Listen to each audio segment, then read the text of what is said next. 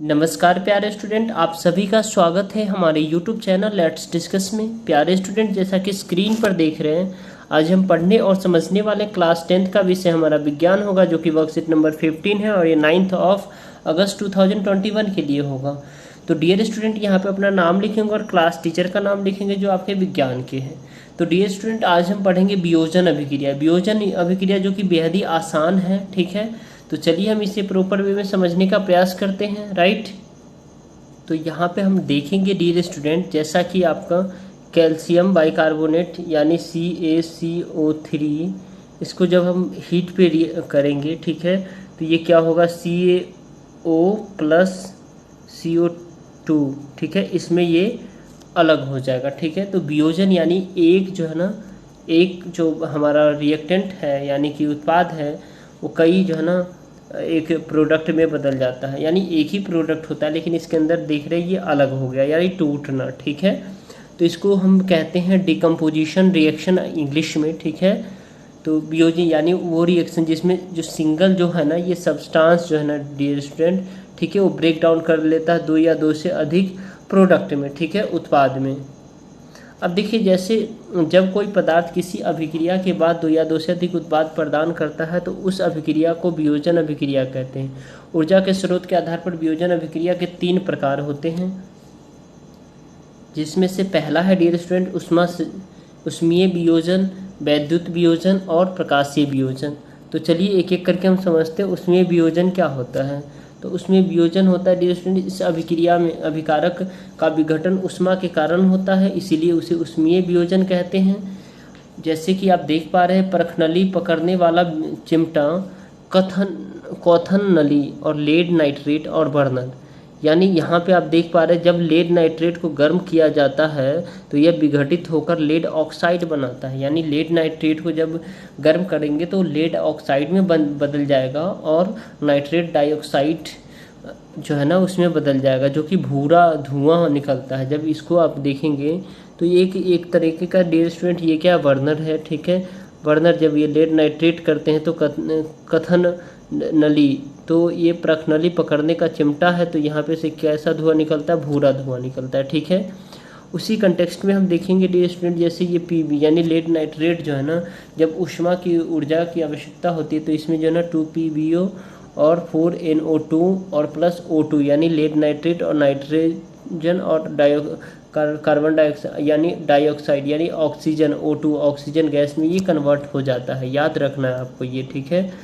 उसके बाद हम देखेंगे वैद्युत वियोजन। वैद्युत वियोजन में क्या होगा, जब जल से विद्युत धारा प्रवाहित की जाती है तो जल के अणुओं का विघटन हो जाता है और हाइड्रोजन एवं ऑक्सीजन प्राप्त होता है। इसे ही जल का विघटन अवघटन कहते हैं। जैसे कि आप इसमें देख पा रहे हैं डियर स्टूडेंट, जो क्या है, विद्युत धारा प्रवाह करने पर आयनिक पदार्थ सरल पदार्थों में विघटित हो जाता है। जैसे कि देखिए यहाँ प्लास्टिक है, ये सबसे पहले यहाँ से देखते हैं बैटरी है, ठीक है, वोल्ट का स्विच लगा हुआ है, यहाँ पे एनोड है और ये कैथोड है, ठीक है। अब देखिए ये रबर बैंड है, यहाँ पे ये देख पा रहे हैं, ये जल है, इसमें जल है, ये भी ग्रेफाइट रॉड है और ये प्रखनली ऑक्सीजन है, हाइड्रोजन और प्लास्टिक मग है, ठीक है। तो इसमें डियर स्टूडेंट जब जल का जो है ना अभिक्रिया होता है विद्युत धारक, तो हाइड्रोजन और ऑक्सीजन बनता है, ठीक है। अब आपको इसमें देखना है डियर स्टूडेंट प्रकाशीय वियोजन। प्रकाशीय वियोजन क्या होता है, सूर्य की उपस्थिति में होने वाला वियोजन को प्रकाशीय वियोजन कहते हैं। यानी सूर्य के प्रकाश में जब उपस्थित होकर के जो ये वियोजन होगा, यानी एक सब्सटेंस जो दो या दो से अधिक प्रोडक्ट में बदलेगा, तो उसको हम प्रकाशीय वियोजन कहते हैं। जैसे कि ये सिल्वर क्लोराइड को जो है ना सूर्य के प्रकाश की उपस्थिति में सिल्वर और क्लोरीन गैस में ये तब्दील हो जाता है, ठीक है। तो जब हम सूर्य के प्रकाश में श्वेत रंग का सिल्वर क्लोराइड धूसर रंग का हो तो जाता है, तो प्रकाश की उपस्थिति में सिल्वर क्लोराइड का सिल्वर तथा क्लोरीन में वियोजन हो जाता है, ठीक है।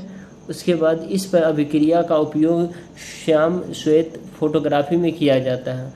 इस प्रक्रिया का उपयोग कहाँ किया जाता है, श्याम श्वेत फोटोग्राफी में। सिल्वर ब्रोमाइड भी सिल्वर क्लोराइड की तरह प्रकाशीय वियोजन होता है, जैसे सिल्वर ब्रोमाइड और सिल्वर और ब्रोमीन गैस, तो ये सूरज के प्रकाश में होता है, ठीक है। तो यहाँ पे आप देख पा रहे हैं डियर स्टूडेंट, ये सूरज के प्रकाश में, ठीक है। और ये चाइना डिश और सिल्वर, ये सिल्वर है और ये चाइना डिश है, ठीक है। अब यहाँ पे जो है ना बेहद ही खास आसान से 5 प्रश्न हैं। सभी प्रश्न का एक एक करके अभी आंसर देते हैं। वियोजन अभिक्रिया की परिभाषा लिखिए। वियोजन अभिक्रिया के लिए ऊर्जा के किन स्रोतों की आवश्यकता होती है। तो इस सभी प्रश्न का एक एक करके आंसर देखते आइए।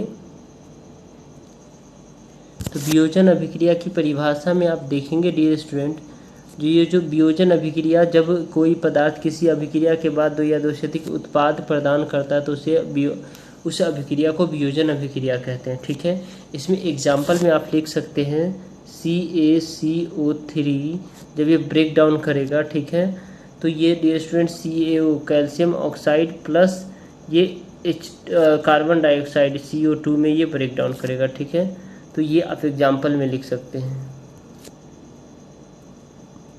वियोजन अभिक्रिया के लिए ऊर्जा के किन मुख्य स्रोतों की आवश्यकता होती है। तो ऊर्जा के स्रोत के आधार पर वियोजन अभिक्रिया के 3 प्रकार होते हैं, जैसे ऊष्मीय वियोजन, वैद्युत वियोजन जो कि अभी अभी हमने आपको बताया, उसके बाद प्रकाशीय वियोजन। तो ये तीनों की आवश्यकता होती है, राइट।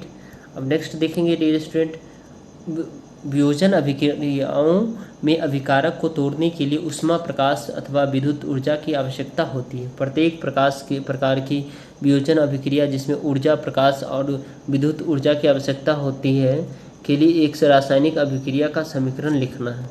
तो चलिए इसमें रासायनिक अभिक्रिया का एक समीकरण लिखते हैं डियर स्टूडेंट।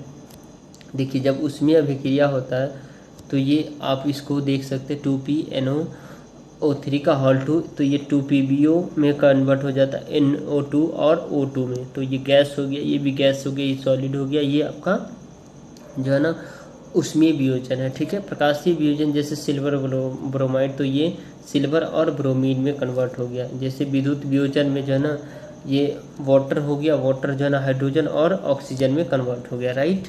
तो आई होप मेरे प्यारे स्टूडेंट आपको समझ में आ रहा है, राइट।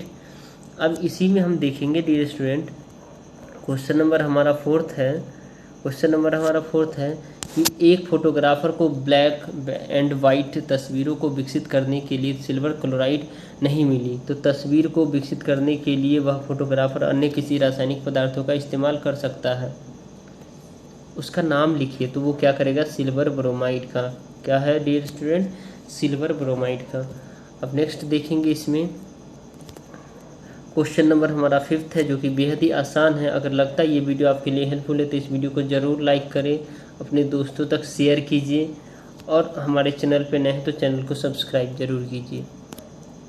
तो अपने परिवार का पुराना एल्बम खोलो, आपको इसमें कुछ श्याम श्वेत तस्वीरें मिल सकती है। उन पलों को अपने परिवार के साथ संजोए और उन्हें बताएं कि ये फ़ोटो किस प्रकार बनाए जाते हैं। तो फोटोग्राफी में सिल्वर ब्रोमाइड का प्रयोग एक घटक के रूप में किया जाता है जो कि एक फोटोग्राफिक छवि विकसित करने में मदद करती है। और सिल्वर ब्रोमाइड प्रकाश के प्रति संवेदनशील होता है, और जब जिलेटिन में निलंबित किया जाता है तो सिल्वर ब्रोमाइड के दाने बनते हैं, और प्रकाश के संपर्क में आने पर सिल्वर ब्रोमाइड विघटित हो जाता है, और परिणाम स्वरूप यह एक फोटोग्राफिक छवि को संरक्षित करता है, राइट। तो आई होप डियर स्टूडेंट आपको ये समझ में आ रहा है, ठीक है। लगता है हेल्पफुल है तो इस वीडियो को लाइक से सब्सक्राइब जरूर करें। Thank you, thanks a lot for watching, have a nice day.